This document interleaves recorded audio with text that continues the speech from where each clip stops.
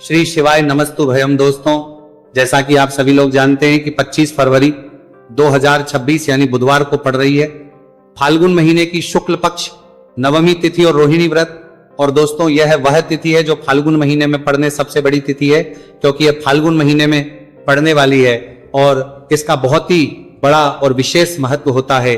पूज्य गुरु जी ने कहा है कि अगर कभी भी मौका लग जाए और फाल्गुन महीने की नवमी तिथि बुधवार को पड़ जाए तो आप लोगों को सातहरा दूर्वा का उपाय तो अवश्य ही करना चाहिए। इन दोनों का संयोग बहुत ही कम आता है। इसी के साथ में गुरुजी ने अपनी शिव पुराण कथा में बताया है कि इस दिन आपको 7 दुर्वा का उपाय तो आपको अवश्य ही करना चाहिए, क्योंकि ऐसा दिन पूरे साल में सिर्फ एक ही बार आता है। और दोस्तों, आप सभी लोग जानते हो कि बुधवार का अगर सबसे बड़ा उपाय है तो वह सातहरा दूर्वा वाला उपाय है। तो दोस्तों, इस बुधवार नवमी तिथि के दिन आप लोगों को इस सातहरा दूर्वा वाला उपाय को जरूर करना है।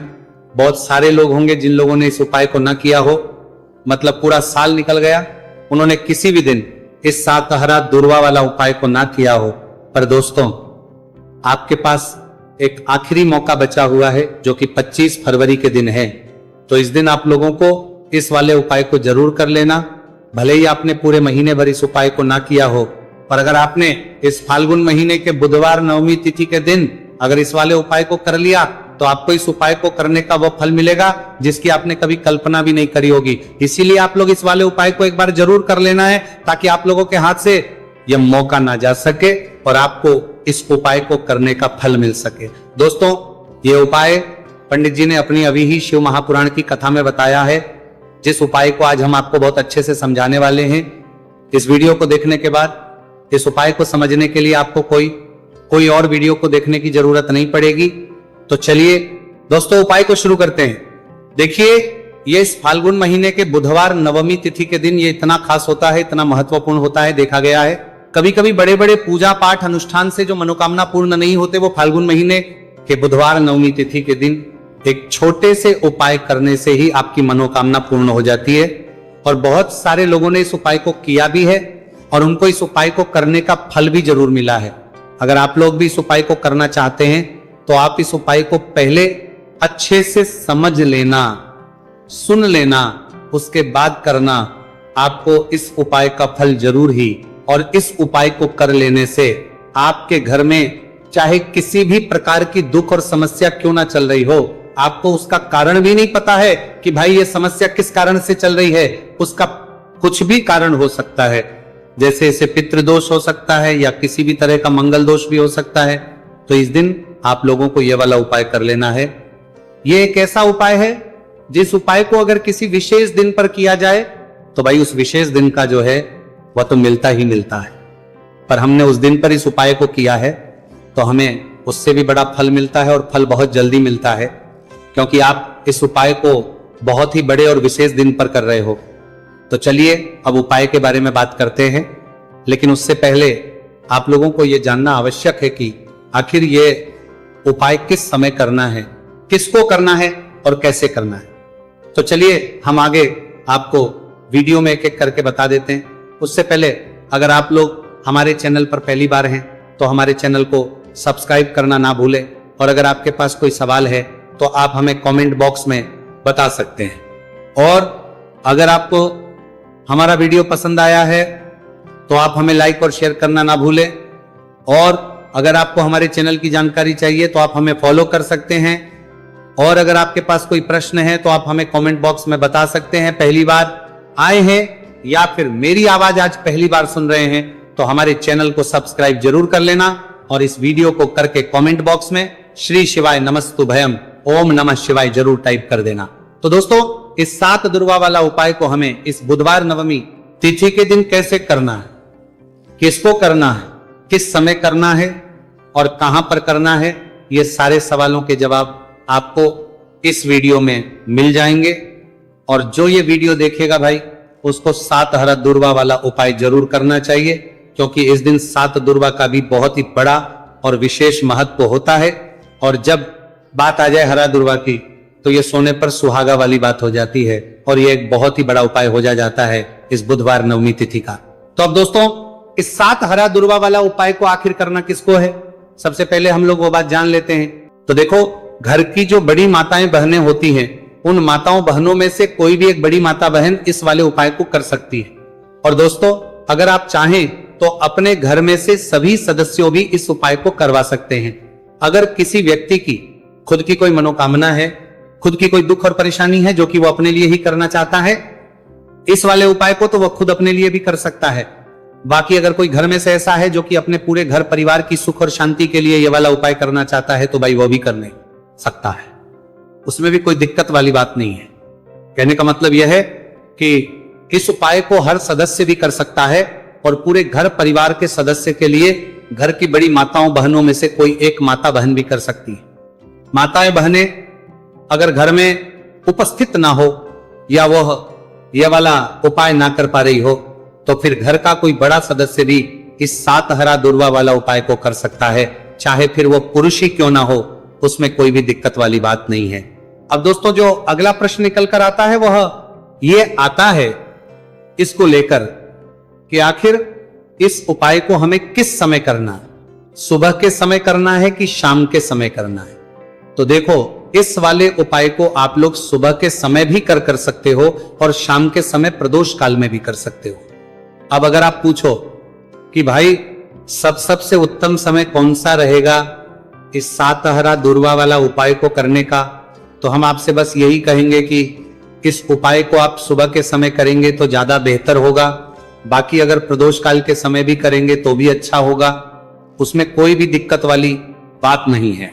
तो अब दोस्तों, जो अगली सबसे बड़ी और महत्वपूर्ण बात आती है वो ये आती है कि सुबह अगर हम उपाय को करेंगे तो हमें कितने बजे से लेकर कितने बजे तक के बीच में करना है, और शाम के समय प्रदोष काल में करेंगे तो हमें कितने बजे से लेकर कितने बजे के बीच में करना है। तो देखो, सुबह जितनी जल्दी हो सके आप उपाय को करने की कोशिश करना। बाकी अगर कारणवश लेट भी हो जाओ, थोड़ी देर भी हो जाए, तो 10 या 11 बजे तक भी आप उपाय कर लेना, पर 12 बजे से ज्यादा देरी ना हो। ठीक है, इस बात का ध्यान रखना। उसके बाद में दोस्तों, अगर शाम के समय प्रदोष काल की बात करें, प्रदोष काल का जो समय है होता है वो शाम के 6 बजे से शुरू हो जाता है। मतलब शाम के 6 बजे से लेकर शाम के 6 बजे से रात के 8 बजे के बीच का जो समय होता है, यह समय प्रदोष काल का समय होता है। तो इस उपाय को 7 या 8 बजे के बीच में भी कर सकते हो। मैं आप कभी भी इस वाले उपाय को कर सकते हो, उसमें कोई भी दिक्कत वाली बात नहीं है। तो फाल्गुन का महीना ही है जो आपको धन दौलत पुण्य दोनों ही देने वाला है। फाल्गुन के महीने में तुलसी का पूजन करके, श्री हरि विष्णु से जुड़े हुए कुछ उपाय करके आप अपने जीवन की निर्धनता, धन से जुड़ी समस्याएं, कर्जे से जुड़ी समस्याओं को हमेशा के लिए दूर कर सकते हैं। ये वही महीना है जिस माह में भगवान विष्णु योग निद्रा से जागते हैं। भगवान विष्णु को तुलसी अति प्रिय है, इसलिए उनकी पूजा में भी विशेष रूप से हम तुलसी का उपयोग करते हैं। और बिना तुलसी दल के, बिना तुलसी मैया के श्री हरि विष्णु की पूजा और उनका भोग दोनों ही अधूरे होते हैं। इसीलिए फाल्गुन के महीने में ऐसा उपाय आपको बताने वाले हैं जिसे करने से श्री हरि विष्णु की असीम कृपा आपको मिलेगी और मां तुलसी से ऐसा आशीर्वाद मिलेगा, जीवन का हर दुख, हर कष्ट, गरीबी, निर्धनता, कर्जे से जुड़ी समस्याएं, सब कुछ ही आपके जीवन से दूर हो जाएगा और सुख, समृद्धि, धन, वैभव, ऐश्वर्य सब कुछ आपको अपने जीवन में आसानी से मिलने लगेगा। तो चलिए बात कर लेते हैं कि कौन सा उपाय है, तुलसी के पौधे में कौन सी चीज आपको रखनी है और इस उपाय को किस समय करना है। देखिए, सबसे पहले तो आपको बता दें कि अगर आपके घर में तुलसी का पौधा नहीं है तो फाल्गुन के महीने में एक तुलसी का पौधा अपने घर में लाकर जरूर लगाए, क्योंकि फाल्गुन के महीने में जो लोग अपने घर में तुलसी जी का पौधा लाकर लगाते हैं, मां तुलसी का पूजन करते हैं, कभी भी मां तुलसी उनके घर में निर्धनता नहीं रुकने देती है। हमेशा उनके घर में धन की वृद्धि होती है, धन की वर्षा होती है। तो जरूर से तुलसी का पौधा फाल्गुन के महीने में अपने घर जरूर लेकर आए और अच्छे से आपको मां तुलसी का पूजन करना है, मां तुलसी के पौधे की देखभाल करनी है। और वह कौन चीज है जो आपको तुलसी के पौधे में फाल्गुन के महीने 25 फरवरी बुधवार नवमी तिथि में रखना है। और कैसे ये चीज रखते ही रातों रात आपके जीवन में चमत्कार होगा और आपके भाग्य का भी आपको साथ मिलेगा। तो देखिए, इस वीडियो में जितने भी उपाय हम आपको बताएंगे सभी उपाय सरल है। देखो गुरुजी ने कहा है कि बुधवार के दिन आपको 7 हरा दूर्वा वाला उपाय तो अवश्य ही करना चाहिए। वीडियो के अंतिम में आपको उपाय बताया है, आपको करना है। देखो आगे बढ़ने से पहले वीडियो को एक लाइक जरूर करें। देखो सबसे पहला उपाय, यदि आपके जीवन में कर्जा बहुत अधिक है, आपके जीवन में संकट बहुत अधिक रहते हैं, आपके ऊपर बहुत अधिक विपदा आ रही है, बार बार आपको अपने व्यापार में और अपने धन में हानि देखने को मिल रही है, यानी कि आपको प्रत्येक कार्य में हानि हो रही है, तो आपको यह उपाय करना चाहिए। इस उपाय को करने के लिए आपको 2 चीजों की आवश्यकता होगी। सबसे पहले है, आप जानते हो, जो कि भगवान गणेश जी को समर्पित होती है, तो आपको वह हरा दूर्वा की आवश्यकता होगी, साथ ही में एक लोटा जल की आवश्यकता होगी। और आप जब भी उपाय को करें, जिस दिन भी आपको करें, तो आपको प्रातः कल सुबह ही सुबह वह करना है। इस बात का विशेष रूप से आपको ध्यान रखना है, ठीक है। तो आपको एक हरा दूर्वा लेनी है। अगर आधा हरा दूर्वा भी मिल जाती है तो भी कोई दिक्कत नहीं है, बस आपको हरा दूर्वा है। अगर ज्यादा ना मिले तो उस स्थान पर एक हरा दूर्वा भी ले सकते हैं। हरा दूर्वा आपको आसानी से कहानी पर भी मिल जाती है, तो कोई दिक्कत नहीं है, बस आपको आसानी से कहानी पर भी जाएगी। बस याद रखिएगा, शुद्ध दूर्वा, और मतलब उसे शुद्ध करके ही उपयोग में लीजिएगा, है ना। तो आपको करना क्या है, एक हरा दूर्वा या एक से ज्यादा भी हरा दूर्वा आप लोग ले सकते हैं। तो एक हरा दूर्वा अपनी ले लीजिए। एक हरा दूर्वा के साथ में आप एक लोटा जल ले लीजिए, और इन दोनों ही चीजों को लेकर शिवाजी के मंदिर पहुंच जाइए। जी के मंदिर पहुंचकर सबसे पहले आप शिवाजी के पास में बैठ जाइए। शिवाजी के पास में बैठने के बाद जो शिवाजी की शिवलिंग होगी, शिवलिंग के ऊपर सबसे पहले आपको यह दुर्भाग्य को समर्पित करना है। दुर्भाग्य को कुछ इस प्रकार से समर्पित करना है कि जो दुर्वा की दांडी का मुख होगा वह जलधारी की तरफ हो, जहां से जल नीचे करता है ना। और जो हरा दुर्वा का मिला हुआ भाग होगा वो अपने आप शिवाजी के पीछे की तरफ हो जाएगा, ठीक है। तो इस प्रकार से ये हरा दूर्वा का, ये दूर्वा आपको भगवान शिवाजी का शिवलिंग के ऊपर समर्पित करनी है। और जो एक लोटा जल आप अपने साथ लेकर आए हैं, इसी दूर के ऊपर भगवान शिव जी के शिवलिंग के ऊपर एक धारा से आपको समर्पित कर देना है, ठीक है। अब यहां पर देखने बात यह है कि यह उपाय इस व्यक्ति को करना है जिस व्यक्ति की नौकरी नहीं लग रही हो, जो व्यक्ति परीक्षा में पास होना चाहता हो, तो इस व्यक्ति को अपने हाथों से इस उपाय करना है, तभी उपाय कम करेगा, ठीक है। उपाय को करने के बाद आपको 3 महीने उपाय आपको कब तक करना है, जब तक कि आपकी नौकरी ना जाए। जब तक आप इस उपाय को नियम के साथ करो, आपकी नौकरी जरूर लगेगी। अब बात करते हैं दूसरे उपाय के बारे में। तो देखिए दूसरे उपाय जो है, देखिए इस उपाय के लिए आपको मात्र 1 लौंग का जोड़ा लेना है, यानी कि 2 फूल वाली लौंग लेनी है। साथ में आपको मात्र थोड़ा सा शहद लेना होगा, और इसी के साथ में आपको तांबे के पात्र अंदर शुद्ध जल लेना होगा। अब देखिए इन सभी सामग्रियों को लेकर के आपको भगवान शिव के मंदिर में पहुंच जाना है। देखिए ये उपाय आप सुबह से लेकर शाम तक कर सकते हैं। तो वो सबसे पहले तो आपके पास जो 2 फूल वाली लौंग है, उन्हें आपको शहद के अंदर अच्छे से डुबो है, यानी कि दोनों लौंग पर आपको अच्छे से शहद का लेपन कर देना है। अब आपको जो आपके पास एक लोटा जल है, सबसे पहले तो उसे शिवलिंग पर धीरे धीरे समर्पित करना है, और श्री शिवाय नमस्तुभयम इसका जाप करते हुए समर्पित कर देना है। अब आपके पास जो 2 फूल वाली लौंग है शहद से, उसे आपको शिवलिंग पर अर्पित करना है, और आपको प्रार्थना करनी है कि जीवन में जो रोग की स्थिति है वह समाप्त हो, जीवन के जो संकट और समस्याएं हैं वह सभी समाप्त हो, जीवन से जो कर्ज की समस्या है वह समाप्त हो। इस प्रकार से प्रार्थना करते हुए ये जो 2 फूल वाली लौंग ही शहद संयुक्त इस आपको शिवलिंग पर अर्पित कर देनी है। आपकी जो भी समस्या होगी इस बुधवार के दिन अवश्य ही समाप्त हो जाएगी। तो इस प्रकार से आपको पहला उपाय करना है। अब हम बात कर लेते हैं दूसरे उपाय के बारे में। देखिए ये उपाय आपके लिए सर्वश्रेष्ठ होने वाला है। देखिए इस उपाय के लिए आपको चाहिए होंगे 5 हरा मूंग के दाने, और मूंग के दाने कहीं से भी खंडित नहीं होने चाहिए, इस बात का ध्यान रखें। और इसी के साथ में आपको एक तांबे के पात्र के अंदर अपने घर से शुद्ध जल 1 लोटा जल ले लेना है। अब दोस्तों इन सभी सामग्रियों को लेकर के आपको सीधे पहुंच जाना है भगवान शिव के मंदिर में। देखिए इस उपाय को भी आप सुबह भी कर सकते हैं और शाम के समय में भी कर सकते हैं। देखिए भगवान शिव के मंदिर में पहुंचने के बाद आपके पास जो 5 हरे मूंग हैं, उनमें से पहला जो हरा मूंग है आपको शिवलिंग के सामने जो नंदी महाराज होते और उनका जो पैर उठा हुआ होता है वहां पर आपको पहला हरा मूंग समर्पित करते हैं और आपको श्री शिवाय नमस्तु भयम इसका जाप कर लेना है। फिर आपको दूसरा हरा मूंग लेना है और शिवलिंग पर जो श्री गणेश जी वाला स्थान होता है वहां पर आपको ये दूसरा हरा मूंग समर्पित कर देना है। यानी कि शिवलिंग के सीधे तरफ आपको ये दूसरा हरा मूंग समर्पित करना है और फिर आपको ओम गण गणपते नमः या फिर ओम श्री गणेशाय नमः इसका जाप कर लेना है। तीसरा हरा मूंग का दाना आपको भगवान शिव की सबसे प्रिय पुत्री माता अशोक सुंदरी वाले स्थान पर समर्पित करना। शिवलिंग की जो जलाधारी होती है जहां से जल बह करके आता है उसी जलाधारी के बीच में जो कहीं कहीं उठी हुई लाइन होती है सांप की आकृति के रूप में, वहीं पर आपको तीसरा हरा मूंग समर्पित करना है और फिर आपको ओम नमः शिवाय इसका जाप कर लेना है। अब दोस्तों चौथा जो हरा मूंग है उसे आपको भगवान कार्तिकेय जी का जो स्थान होता है शिवलिंग पर वहां पर आपको ये चौथा हरा मूंग का दाना समर्पित कर देना है और आप ओम नमः शिवाय इसका जाप कर लेना है।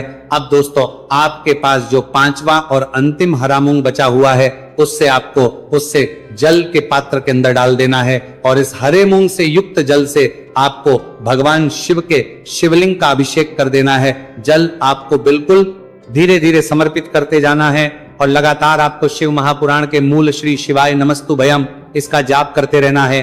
फिर आपको शिवलिंग के आगे बैठकर यदि आप अपने बच्चों के लिए यह उपाय कर रहे हैं, यदि आप अपने बच्चों की बुद्धि ज्ञान और विवेक के लिए उपाय कर रहे हैं तो उसके लिए आपको प्रार्थना कर लेनी है, या फिर व्यापार में वृद्धि करने के लिए उपाय कर रहे हैं तो उसकी कामना करते हुए आपको प्रार्थना कर लेनी है, या फिर अपनी नौकरी के लिए कर रहे हैं, या फिर अपने इंटरव्यू के लिए, या फिर धनता रहे हैं की प्राप्ति के लिए कर रहे हैं, जिस भी कामना के लिए आप उपाय कर रहे हैं उसे परिपूर्ण करने के आपको महादेव से प्रार्थना कर लेनी है और फिर आपको वापस अपने घर आ जाना है।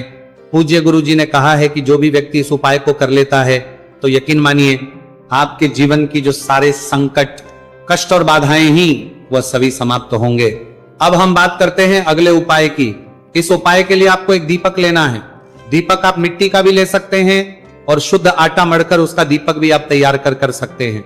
अंदर गोल बाती का प्रयोग करना है और दीपक के अंदर आपको शुद्ध घी का प्रयोग करना है। इसी के साथ में आपको मात्र एक फूल वाली लौंग लेनी होगी। अब ये एक दीपक और एक फूल वाली लौंग लेकर के सीधा आपको पहुंचना होगा बरगद के वृक्ष के। वहां पर देखिए सबसे पहले तो आपके पास जो एक फूल वाली लौंग है उससे आपको बरगद के वृक्ष की जड़ में समर्पित करना है। देखिए अगर आपके जीवन में कोई भी बड़ा संकट आने वाला है, कोई बड़ा कष्ट आने वाला, तो वह इस उपाय के माध्यम से दूर होने वाला है। महादेव की विशेष कृपा रहेगी कि जो भी संकट आपके जीवन में आने वाला होगा वो भी दूर हो जाएगा। तो आपको एक लौंग समर्पित करनी है बरगद के वृक्ष की जड़ में और वहीं पर आपको जो है गोलबाती वाला दीपक जो आप लेकर के गए हैं उससे भी वहां पर प्रज्वलित कर देना है वटकेश्वर महादेव का स्मरण करते हुए। देखिए जब भी आपको जीवन में इस साल लगने लगे कि आपके जीवन में कुछ भी अच्छा नहीं चल रहा है तब भी आपको इस प्रकार से आपको यह उपाय करना है। तो इस प्रकार से आपको यह उपाय करना है। अब हम जान लेते हैं चौथे विशेष उपाय के बारे में। देखें यदि आपके विवाह में शादी में कोई भी समस्या आ रही है, यदि आपका जो कर्ज है वह दिन पर दिन बढ़ते ही जा रहा है तो आपको यह चमत्कारी उपाय करना चाहिए। कोई भी समस्या अगर जीवन में है तो उसे दूर करने के लिए आपको इस उपाय करना चाहिए। पूरे साल भर इस उपाय को ना किया हो पर अगर आपने इस मार्गशीर्ष महीने में तो आपको इस उपाय को करने का वो फल मिलेगा जिसकी आपने कभी कल्पना भी नहीं करी होगी। इसीलिए इस हल्दी दीपक वाले उपाय को एक बार जरूर कर लेना ताकि आप लोगों के हाथ से यह मौका ना जा सके और आपको इस उपाय को करने का फल मिल सके। दोस्तों ये उपाय पंडित जी ने अपनी अभी की ही शिव महापुराण की कथा में बताया है, जो इस उपाय को आज हम आपको बहुत अच्छे से समझाने वाले हैं। इस वीडियो को देखने के बाद इस उपाय को समझने के लिए आपको कोई और वीडियो को देखने की जरूरत नहीं पड़ेगी। तो दोस्तों इस उपाय को आपको कैसे करना है, कब करना है, कहां पर करना है और उपाय को करते समय आपको किन किन गलतियों को नहीं करना है और आपको किन किन बातों का ध्यान रखना है, ये सारी जानकारी हम आपको इस वीडियो में देंगे। तो चलिए भक्तों उपायों को शुरू करते। अगर आप भी चाहते हैं कि महादेव जी का आशीर्वाद आप पर सदैव बना रहे तो वीडियो को लाइक करें, चैनल को सब्सक्राइब करें और कमेंट बॉक्स में हर हर महादेव जरूर लिखें। तो दोस्तों यह थे पूज्य गुरु जी द्वारा बताए गए कुछ बहुत ही खास उपाय। अगर आपको जानकारी अच्छी लगी हो तो वीडियो लाइक करिएगा। मिलते हैं फिर एक नए वीडियो के साथ। श्री शिवाय।